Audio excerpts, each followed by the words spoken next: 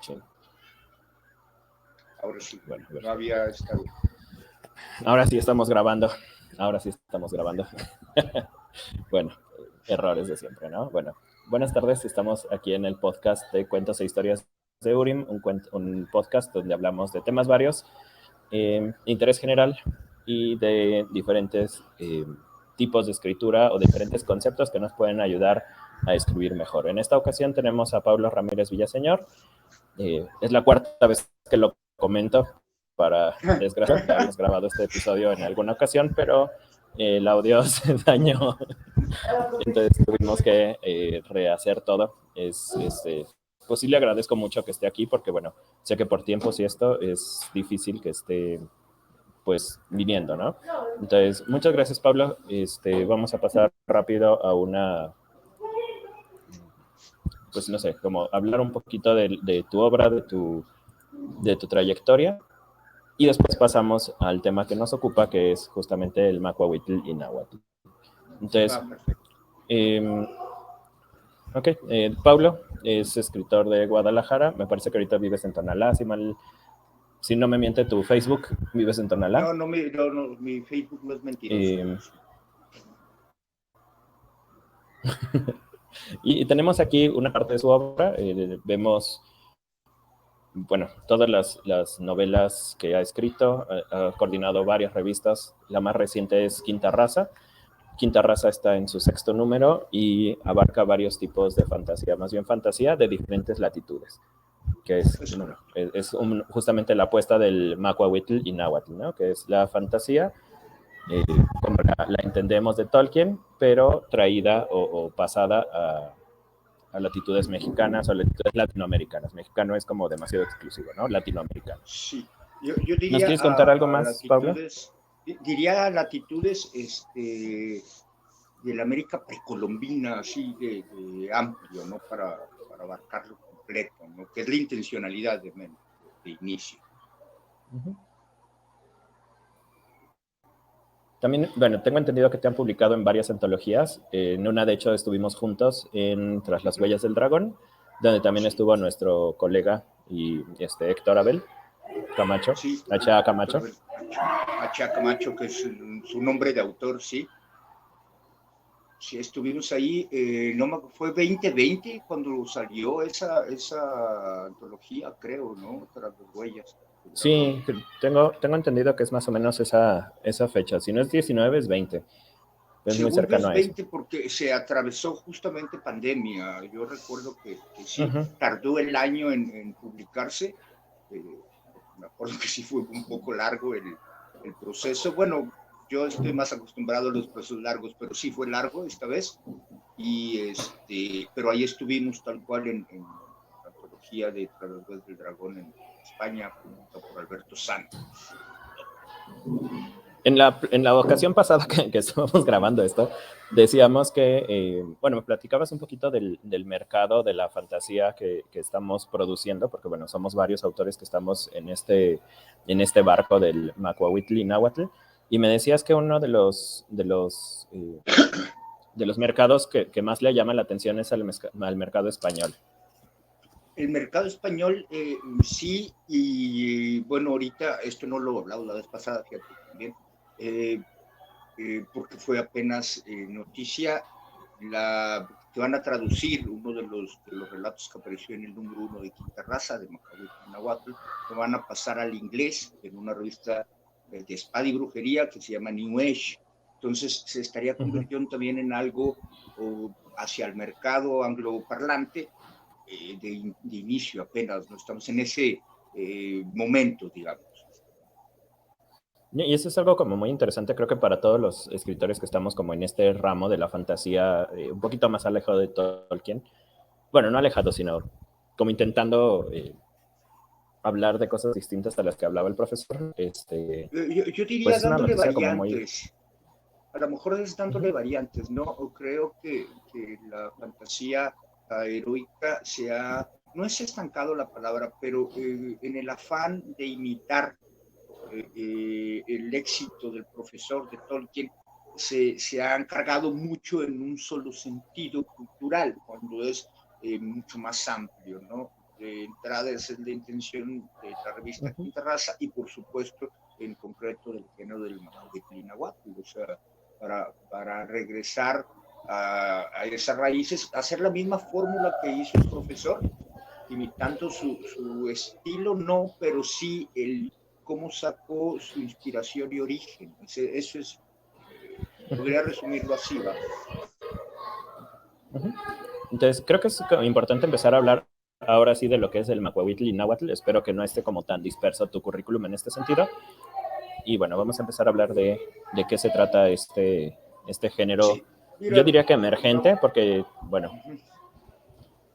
No, sí, yo lo que te iba a decir es que no te preocupes tanto porque si vimos o no vimos mi obra, la gente que nos escuche y esté interesado, ya te dije, mi Facebook no miente, pueden ir ahí, pueden buscarme si les interesa, no importa tanto, vamos centrándonos en el género, me parece.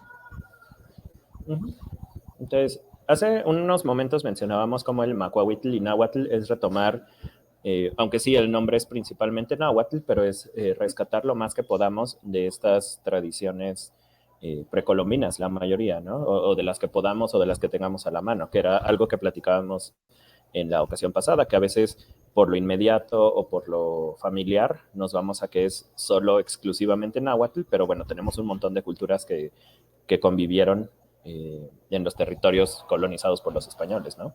Sí, sí, es correcto. Lo práctico, o sea, lo inmediato, tal cual, lo vamos a decir. No me gusta de pronto usar muchas palabras en inglés, pero lo mainstream, como dicen, ¿no? Lo que está aquí al alcance, pues es lo náhuatl, lo azteca, lo mexica.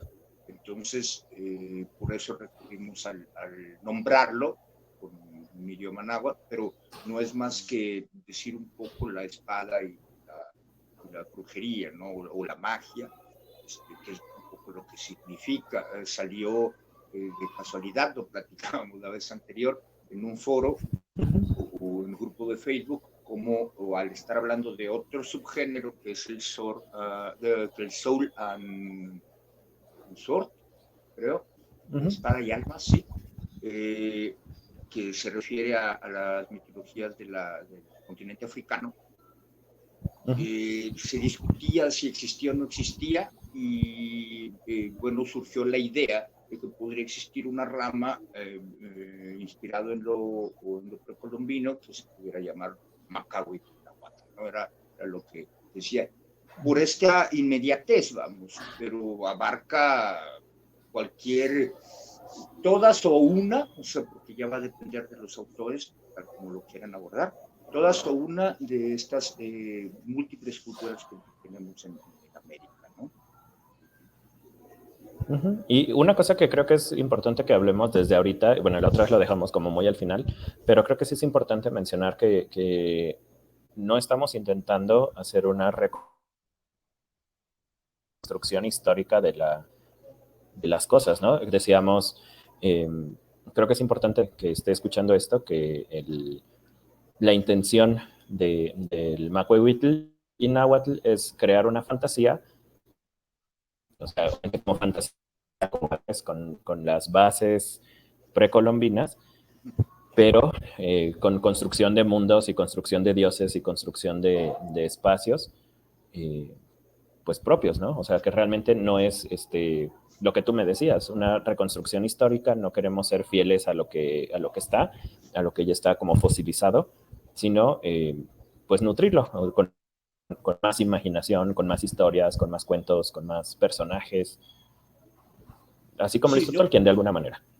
Así es, o sea, es importante que lo subrayemos y estemos insistiendo.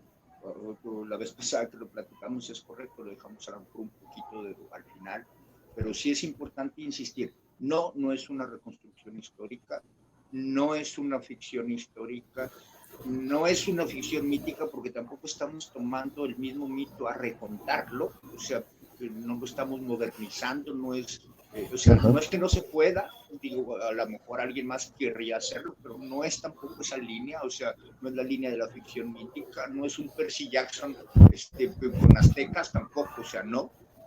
Es lo que sería fantasía heroica, es decir, podría ser épica, podría ser espada y brujería, ya también depende de los autores, que es con lo que tú decías, con esta creación de mundos, con esta creación de seres mitológicos agregándose o reincorporando, vamos, de alguna manera, con esto que es una mitopoiesis, ¿no? O sea, los propios mundos, de propias maneras. Sí, es más esa línea de este género emergente, que aunque es emergente por lo que tiene a lo mejor 6 años con este movimiento como tal, ¿no? Pero no es del todo nuevo, vamos a decir. A lo mejor es nuevo como movimiento, ¿sí? Con toda la intencionalidad.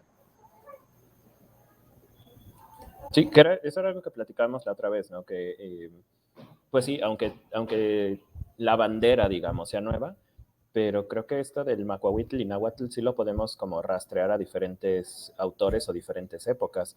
Algo que no había comentado en la otra ocasión y que me estaba acordando ya después de esas veces que platicas y dices, chin, ¿por qué no dije esto?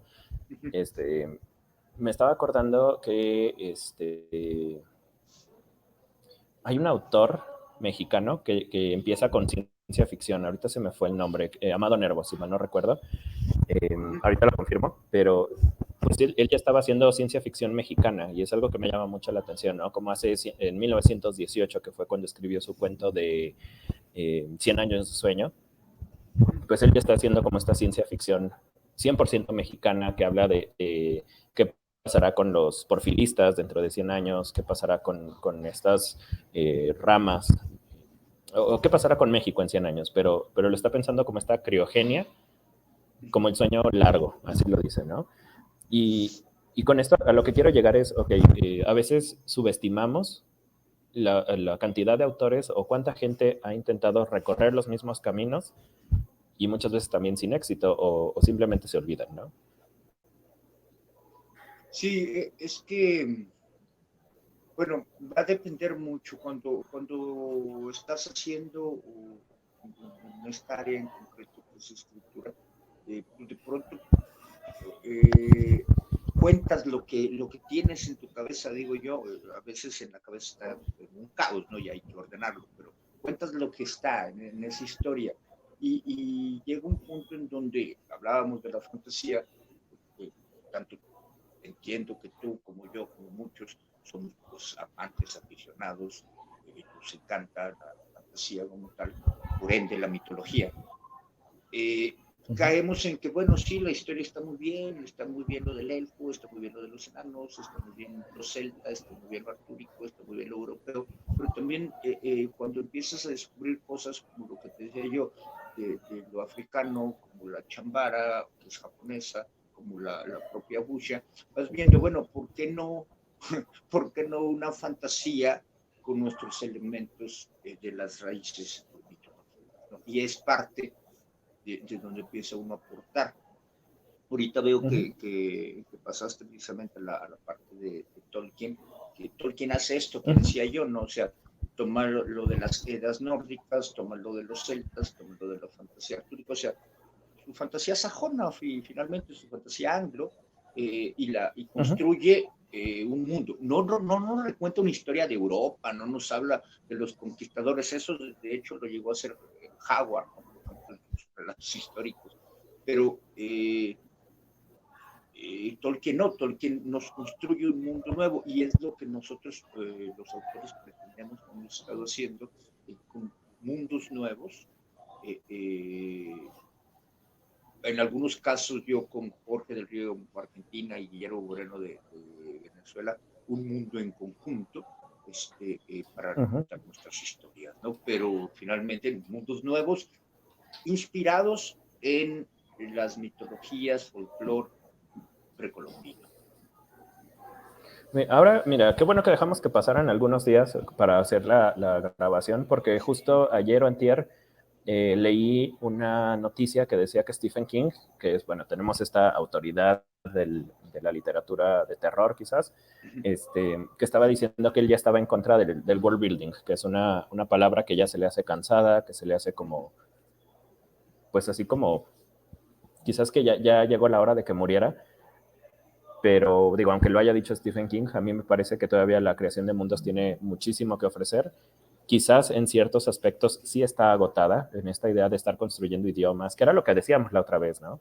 Es estar construyendo idiomas, estar construyendo religiones, quizás esa parte sí ya se ve un poco más cansada, pero creo que, como decíamos, ¿no? Toda la mitología y todo lo que tenemos de historias no contadas o de héroes no reconocidos, héroes no cantados, pues todavía nos da para una creación de mundo pues colosal, de hecho mucho, mucho más grande, porque si pensamos El Señor de los Anillos, Warcraft, Elder Scrolls, que son estas franquicias súper populares, tan grandes todavía, todas esas están basadas todavía en lo anglo, en lo sajón que me decías ahorita.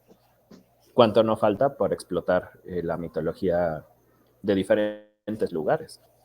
Sí, o sea, lo pones en ejemplo. A mí no me importa que Stephen King haya dicho que ya basta de World Building. Yo estoy completamente en contra. O sea, se nota, o sea, uno ve los mundos establecidos y están desgastados y ve un mundo que no es tan conocido como el de Sapkowski, por ejemplo, con The Witcher, que no deja de ser europeo, pero es un mundo menos explotado y entonces fascina, ¿verdad?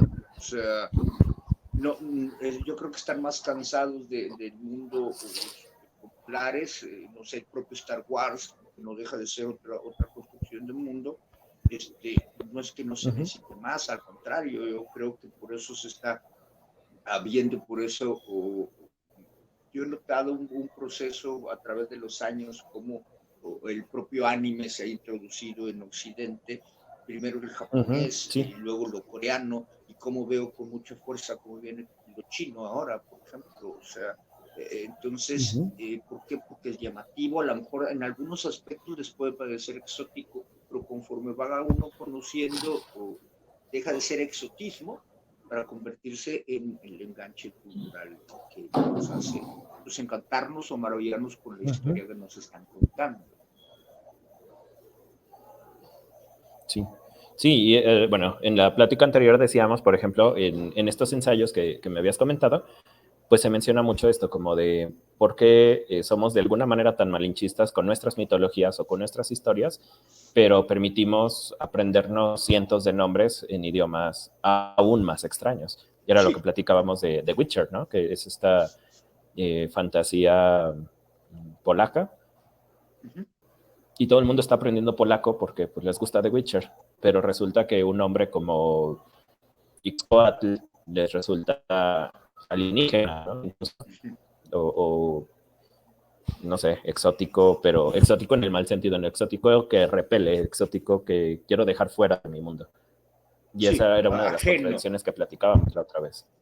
O sea, nos grabamos que son Aragorn, hijo de Arathorn y demás, pero nos complica mucho si se llama Iztaccíhuatl porque lo vemos ajeno. O sea, pues no.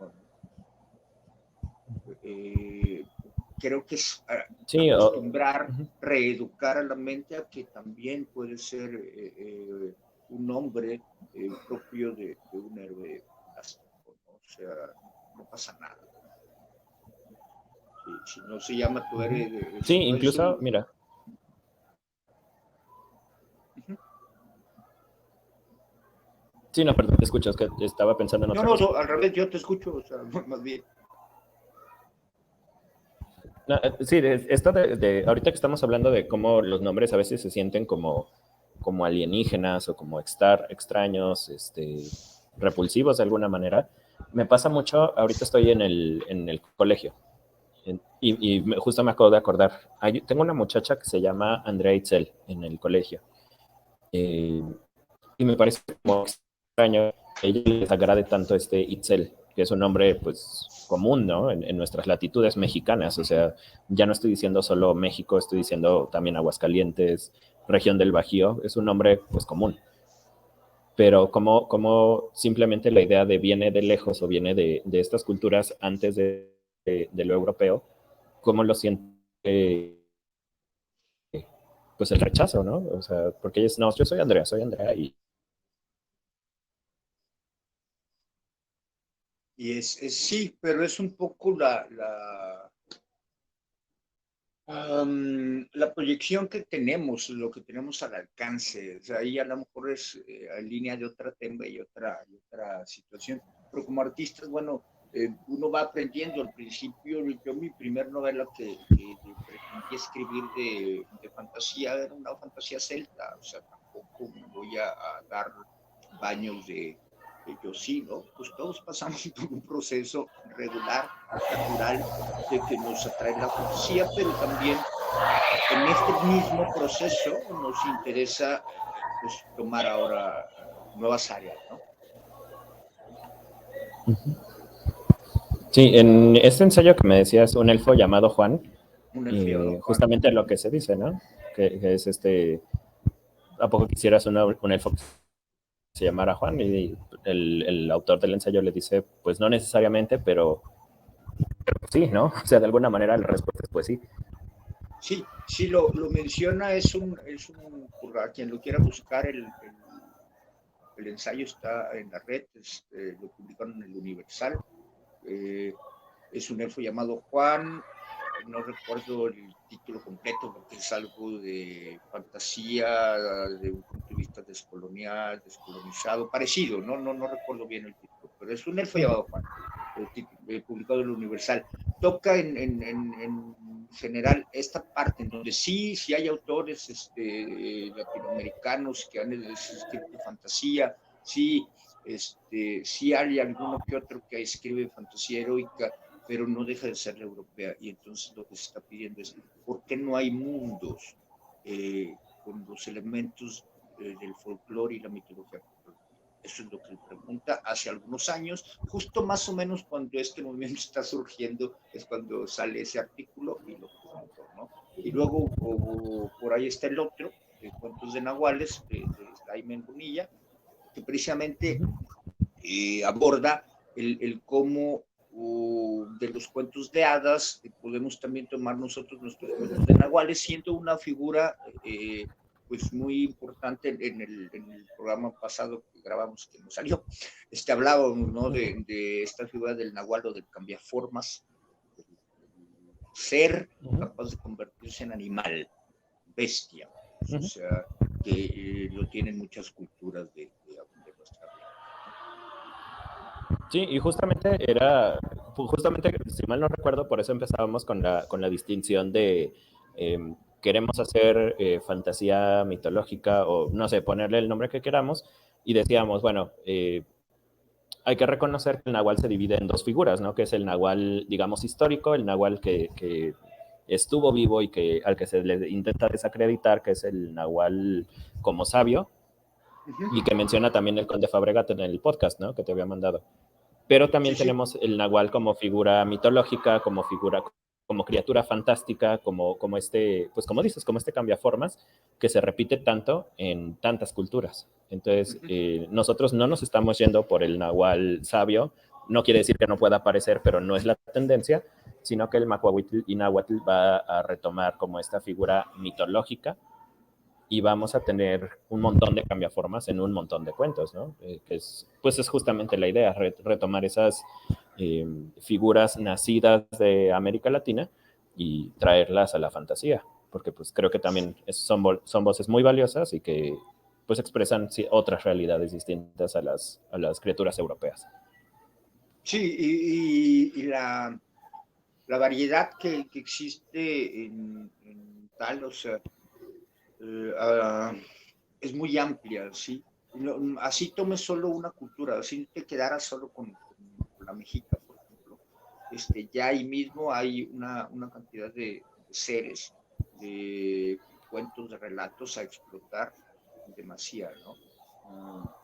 Pero cuando haces todavía una combinación de dos, tres, cuatro o más, pues tienes un mayor terreno. Obviamente desde el respeto, ¿no? Porque hay que olvidar que muchas de estas culturas siguen existiendo, o sea, a diferencia en Europa ya no hay celtas, ¿no?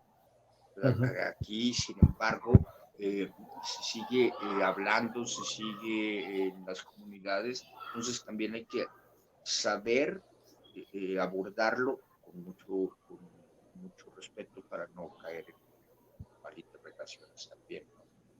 Sí, y bueno, qué bueno que mencionas eso. Eso sí no lo habíamos mencionado No lo habíamos en la otra tocado la versión. vez pasada. Son de las cosas que Sí, también me quedé, creo que no lo mencionamos.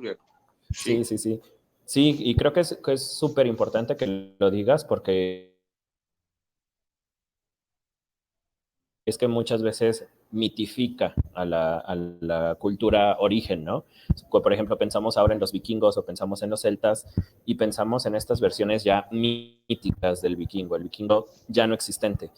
Y a veces cuando leemos Macuahuitl y Náhuatl, pues pensamos también en este azteca o en este mexica que se enfrentó a los españoles. De hecho, creo que esa es una de las cosas que vi como muy común, como este enfrentamiento entre culturas, pero se nos olvida que muchos de estos nahuas, de estos zapotecos, de estos mayas, siguen existiendo y siguen viviendo en territorio mexicano y además están sufriendo una discriminación bastante importante, ¿no? O sea, simplemente hace 4 años fue cuando se empezó, 6 años quizás, cuando se empezó a tomar en cuenta la constitución en náhuatl y es uno de los cientos de idiomas que hay en México.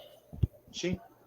Por ejemplo, yo tocando también, la Wikipedia está en algunos, tiene algunas páginas en agua, tiene algunas otras en zapoteco. Entonces está también interesante que no necesitamos, o sea, retomando un poquito la idea de hace rato del world building, no necesitamos inventarnos lenguajes cuando hay tanta raíz importante y cuando hay tanto lenguaje a la mano que podríamos además, porque el español no es el lenguaje oficial de México, es el que usamos, pero se supone que todas las lenguas que se hablan son oficiales.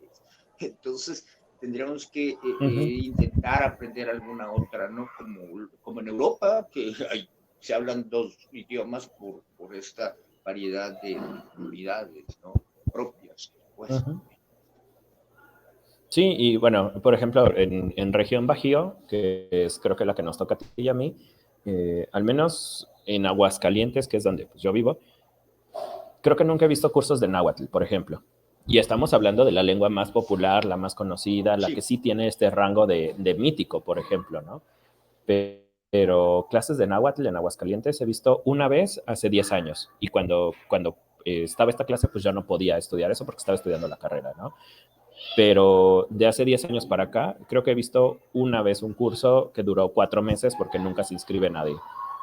es que ese es el problema. Yo justo te iba a decir, aquí en Guadalajara está el Centro Universitario de Idiomas de la Universidad de Guadalajara. Uh-huh. Y aunque sí se abren cursos, se abren talleres, a veces se abren cursos más grandes de náhuatl, se abren cursos de japonés, se abren cursos de chino, de árabe.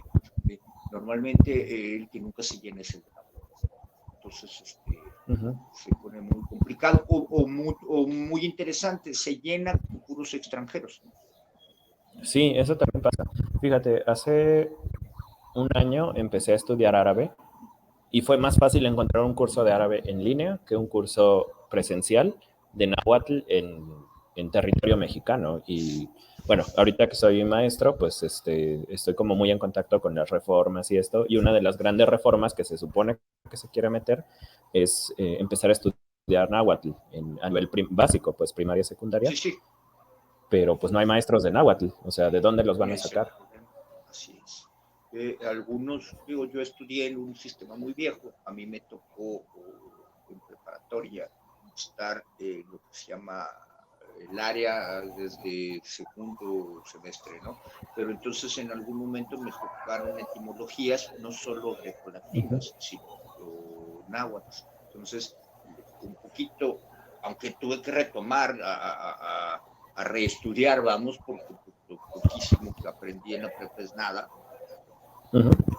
ya sabes, planes, gente y esas cosas, ¿no? Pero de ahí en fuera también nos hace falta ese conocimiento, hay que meterse, informarse, quien sea que se quiera poner a escribir Macahuete en Nahuatl, o sea, fantasía precolombina, no importa el nombre, yo insisto, pues se tiene que documentar muy bien y mucho.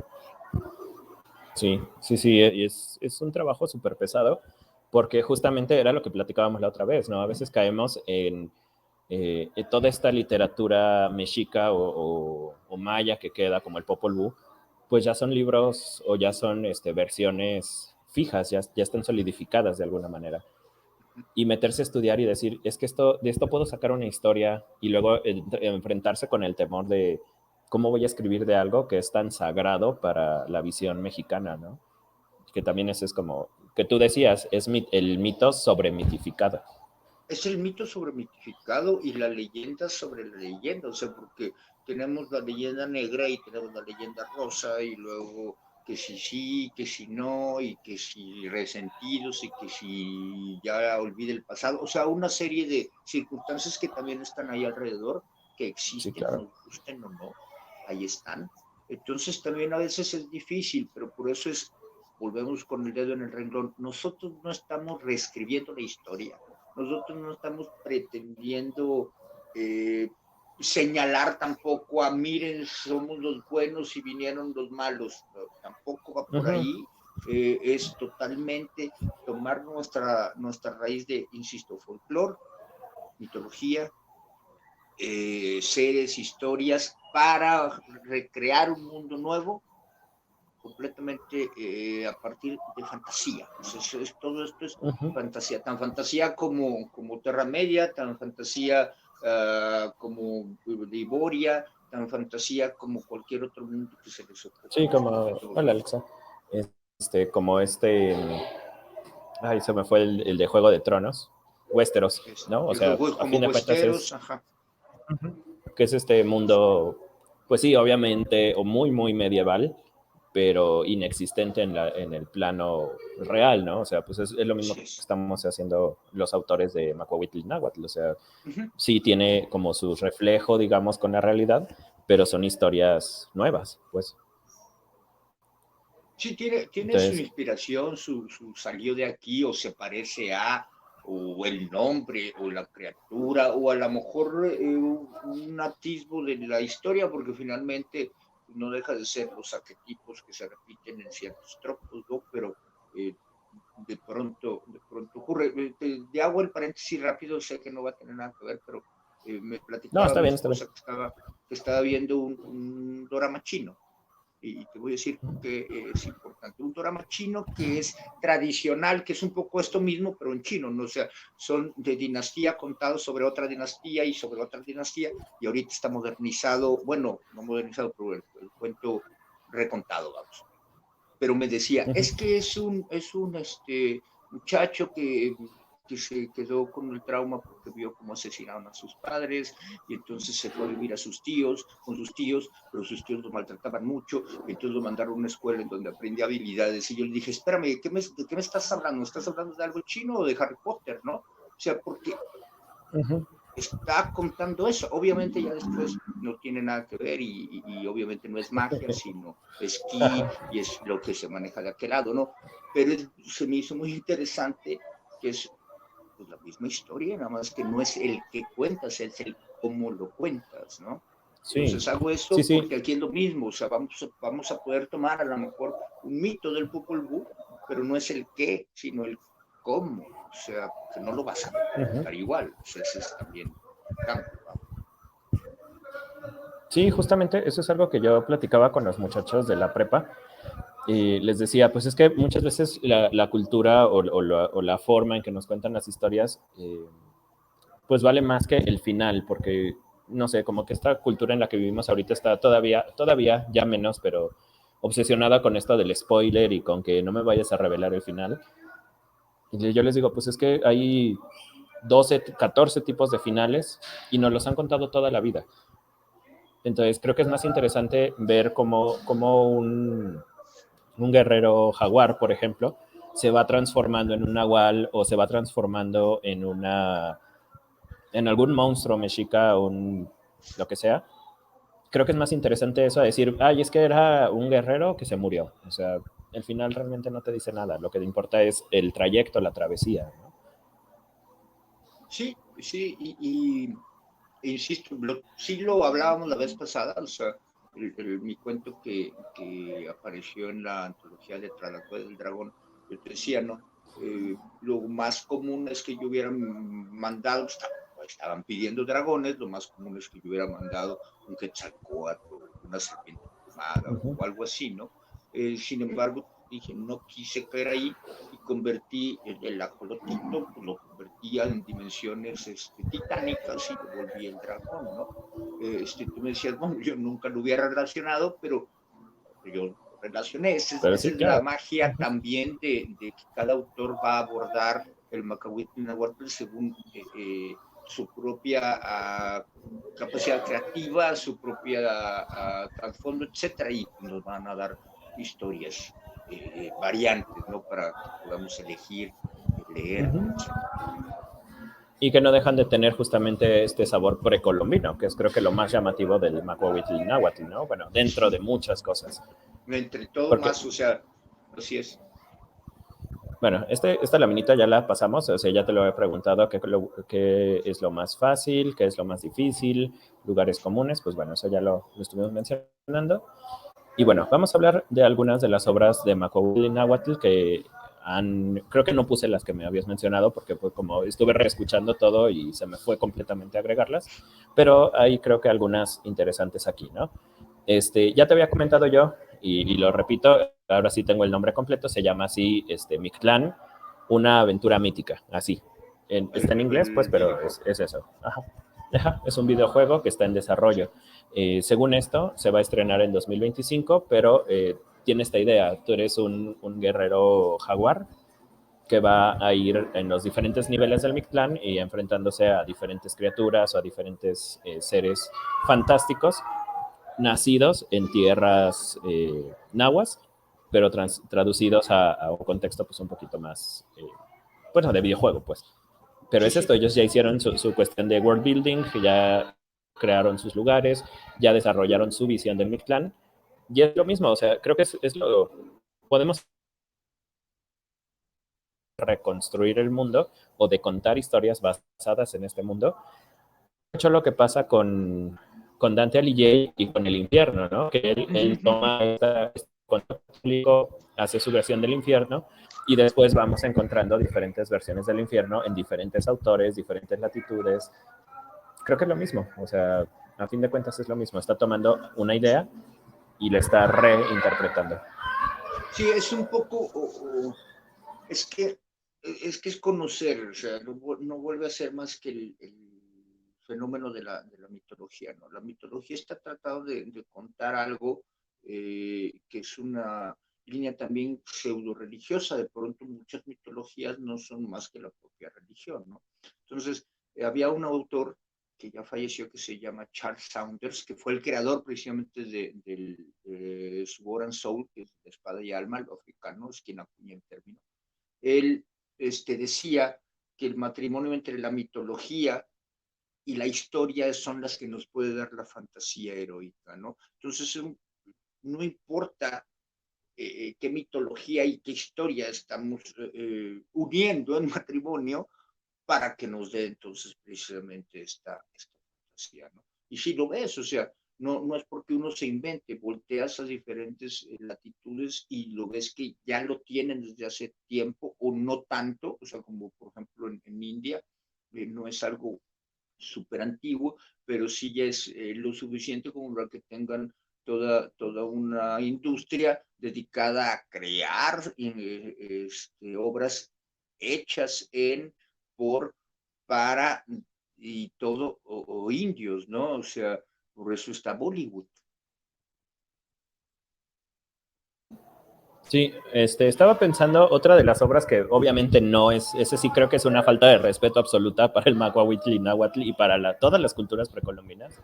Esta película de Mel Gibson, Apocalipto, Ah, pero sí, es una basura, pero creo que una cosa que movió justamente es como picó el orgullo nacional y creo que de aquí empezamos a pensar estas cosas, porque yo recuerdo cuando empecé a escribir El Jaguar de Jade, pues muchas de las ideas que tenía eran o variaciones de lo que había mostrado Mel Gibson o mal entendimiento de muchas culturas, ¿no? Pero justamente yo con la idea de, yo sé que esto está mal, me puse a investigar para desarrollar al nahual que aparece ahí, que es Yahuamitl, ¿no? Sí, o sea, pero fíjate, yo creo que tocas importante, aunque la película de Mel Gibson tiene sus grandes fallos en diferentes áreas dependiendo de cómo la abordemos. Porque si nos la hubiera presentado como una fantasía, a lo mejor ya no tiene tantos fallos. El problema es que nos la quiso Sí. presentar como algo histórico, ¿sí? Que ahí ese es el problema. Pero bueno, tomando en cuenta todos los fallos que tenga, sí es ok, entonces hazlo tú mejor. O sea, tienes muchas quejas frente a lo que te presentaron, muy bien, ¿qué vas a hacer? Además de quejarte, entonces hazlo tú mejor. Entonces, bueno, la opción de hacerlo mejor dentro del alcance de cada uno, bueno, en mi caso, pues fue ponerse a escribir. Como tú dices, bueno, también me picó, me voy a poner a investigar y a escribir mi visión, o sea, porque también es entendible que es la visión particular de cada autor. Sí, claro.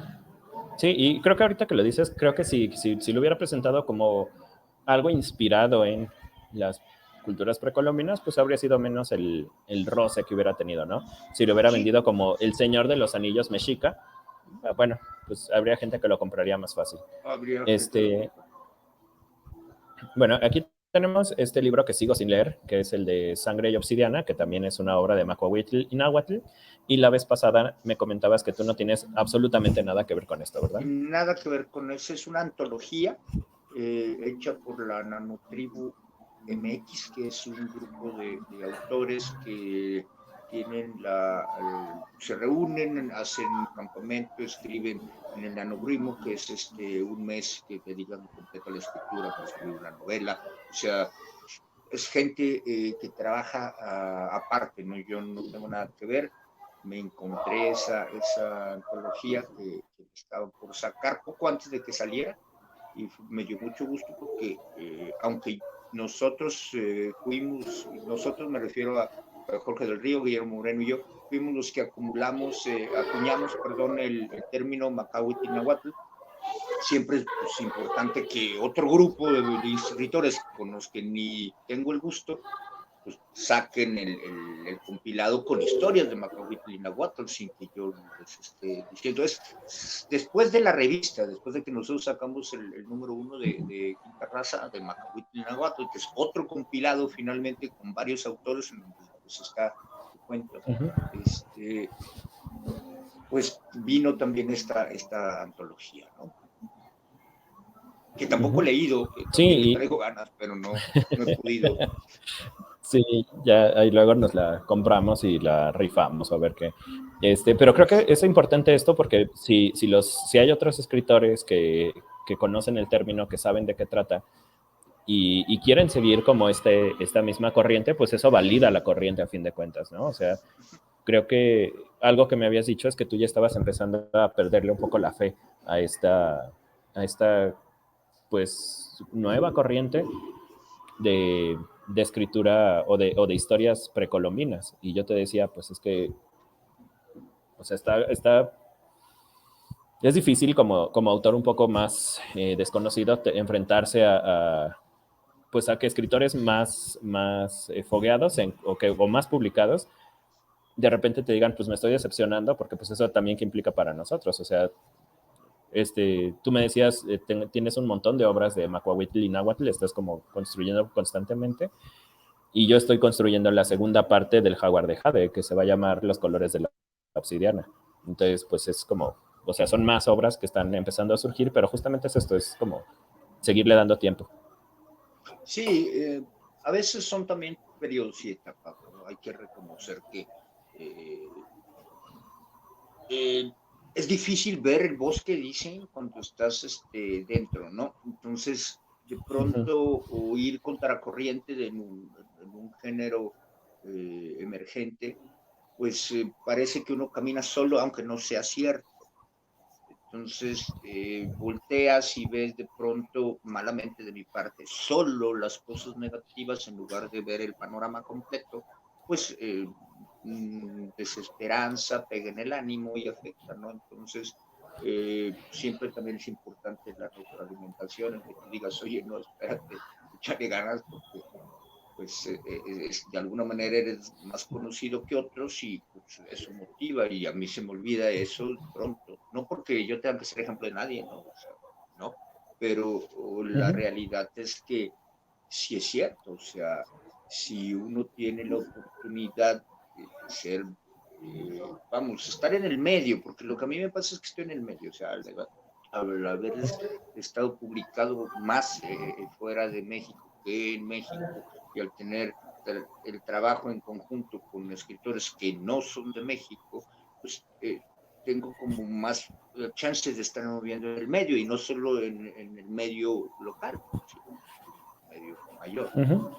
Entonces sí, hay más obras que apoyan esto, que no están ahorita aquí, pero mira, las menciono porque no están, ¿va? Es Crónicas de Abya Yala, publicado en Perú, que es otra antología de varios autores, hay también algunos autores mexicanos ahí, pero aparece también del género, ¿no?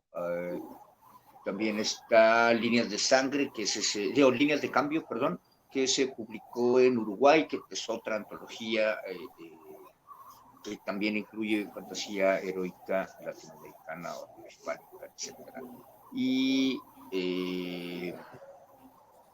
una, perdón, una novela de un autor ecuatoriano que se llama Las Guerras de los Hijos del Sol. Es, mira, estoy haciendo trampa por lo que me han notado ahí.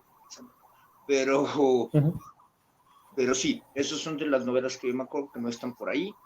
Y si quieres comentar las que sí están ahí, para que no agarre nada más yo el micrófono, pues está bien. Sí, de hecho, aquí puse las dos de las que yo, pues afortunadamente fui lector beta. Tenemos Sangre y Jade y El Nido Primordial, que son las dos que aparecen, ¿no? Estas dos son de las que hablabas justamente hace rato, ¿no? Que mencionabas este mundo compartido que tienes con otros dos autores. Sangre y Jade, tengo entendido que ya está publicado. El Nido Primordial está por publicarse. Sí, es correcto. Sangre y Jade se publicó ya, la pueden encontrar en Amazon en formato electrónico o en formato físico. Y es un mundo en conjunto, es una obra escrita por tres autores al mismo tiempo. La gente luego se pregunta cómo fue un proceso ahí. Tú nos hiciste favor de testearla, vetearla, como lo quieras llamar, de ser lector cero de ambas, pero bueno, esta ya está publicada. Y El Nido Primordial se publica, si todo sale bien, a partir de primavera, el 21 de marzo más o menos. Igual mismo van a estar mismos formatos y demás. Son en el mismo mundo, pero no son ¿cómo se llama? No son saga, vamos, no están ligados, son totalmente independientes. No tienen que ver una con otra en el sentido de que se pueden leer por separado sin problema. Sí, no son parte como de una saga o de un grupo, ¿no? Caso como el Jaguar de Jade, que es la mía, pues bueno, en ese caso sí se tienen que leer juntas. Bueno, sí y no, porque el protagonista cambia, ya no es él, ya es Ixcoyotl, ya es otro personaje, pero sí depende de lo que pasa en el Jaguar de Jade para entender lo que va a pasar en los colores de la obsidiana. O sea, sí está ligada ahí en ese sentido. Sí, en ese caso sí, porque muchos personajes regresan, el mundo es el mismo, o sea, es el gran vacío, Urim, que ahí está, permanece y demás, ¿no? ¿Algo que quieras anunciar, Pablo? ¿Alguna otra cosa que quieras comentar antes de que vayamos cerrando? Te agrego nada más dentro de los libros también la saga, que también es una saga de Jaime Bonilla, que es El Cantar de Quetzalcóatl. Y su libro 1 es Ejecatl y su libro 2 es Jipetotec. Sería como agregar en obras, ¿no? Ahorita que mencionas eso, me acabo de acordar que habíamos mencionado, solo para los que ubiquen esta novela, habíamos mencionado que esta novela azteca, no me acuerdo del autor, Gary Jenkins. esa sí no se considera, Gary Jenkins, ajá. que esa sí no se considera dentro del género porque él sí intenta hacer una reconstrucción y pues se toma muchas libertades, ¿no? Sí, no, Azteca, ni Corazón de Piedra Jade Verde, o cómo se llama esta otra, tampoco, o sea, esas obras intentan hacer una reconstrucción histórica y nosotros, rayemos, no estamos haciendo una reconstrucción Sí, histórica, sí, sí. estamos haciendo fantasía a partir de los elementos mitológicos, folclóricos de la América precolombina en un área fantástica, sí. Sí, y nada más como última nota, bueno, de mi parte, en el Gran Vacío, por ejemplo, pues sí existe toda una zona que es precolombina, se toma principalmente la cultura náhuatl, pero bueno, vamos a ver cómo estos miembros del plumaje, que es esta región de ciudades, el plumaje de Quetzalcóatl, se van a encontrar después con enanos, con elfos, con otras razas, ¿no? O sea, a ese grado, o sea, sí es otra cosa separada completamente de la historia, ¿no? Y ya, bueno, yo con eso cierro, Paulo. Muchísimas gracias por aceptar esta invitación a platicar conmigo 2 veces, porque bueno, recordar, es la segunda vez que lo grabamos. Pero bueno, te agradezco muchísimo por tu tiempo y por pues, todo lo que nos has aportado al podcast del día de hoy.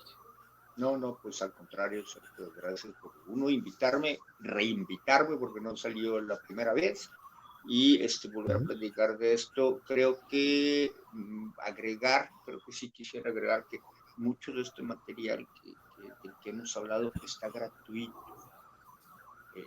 Entonces, Sí. para que lo busquen o para que pregunten contigo, que si, oye, ¿en dónde? Pues si les quieres pasar después las digas. Si no, lo pueden encontrar prácticamente todo, o si buscan en la red Fantasía Precolombina, les prometo que sale. O sea, no Sí, y de porque hecho, me sale a mí, les prometo que sale. Yo ya les pregunté a otras personas que ya intenten la búsqueda para que no sea mi algoritmo que me engañe, y parece ser que no, sí, sí sí. sale entre las primeras 5 de menos, entonces sí pueden encontrar el material gratuito para quien quiera Sí, de leerlo. hecho, de hecho, Quinta Raza, el número 1, Macuahuitl y Náhuatl, es el primer resultado si buscan Macuahuitl y Náhuatl tal cual, ¿no? Ah, Entonces, ese sí, bueno, igual quizás mi Google ya también está todo contaminado y quizás por eso sale, yo creo que ya está pero más contaminado por la de esta. Entonces, por eso les recomiendo Fantasía Precolombina, y son los 5 primeros, les debe de salir. Hay una entrada en donde he tratado de ir compilando todo, gratuito y no gratuito, para también si le sale, pues ahí más fácil, ¿no? sí, y te podría mandar la liga del Jaguar de Jade, que también está gratis para que lo incluyas ahí como en ese compendio. Claro, claro que sí.